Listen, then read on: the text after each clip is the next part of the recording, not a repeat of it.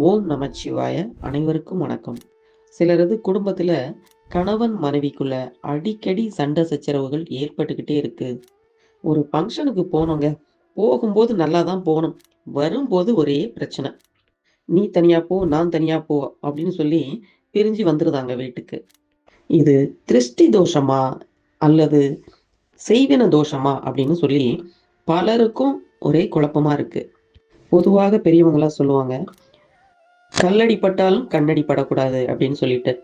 அப்போ ஒரு தம்பதிகளாகவோ, குடும்பத்தோடயோ ஒரு இடத்துக்கு போகும்போது, நெறைய கண் திருஷ்டியினால பாதிக்கப்படுறாங்க.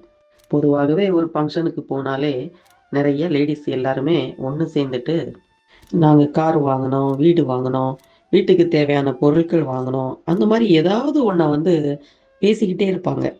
தேவையில்லாம அவங்களே பேசி, போட்டி, பொறாமைக்கு எல்லாத்துக்குமே வழிவகுத்துக்குவாங்க. இதனால வரும்போதே பிரச்சனை ஆயிடும்.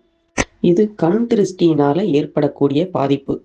இதுக்கு என்ன பரிகாரம் அப்படின்னா, வீட்டுக்கு வந்த உடனே இடது கையில ஒரு பிடி கல் உப்பு எடுத்து, முன்னும் பின்னுமாக நம்மளுடைய தலைய சுத்தி தண்ணீர்ல போட்டுறணும்.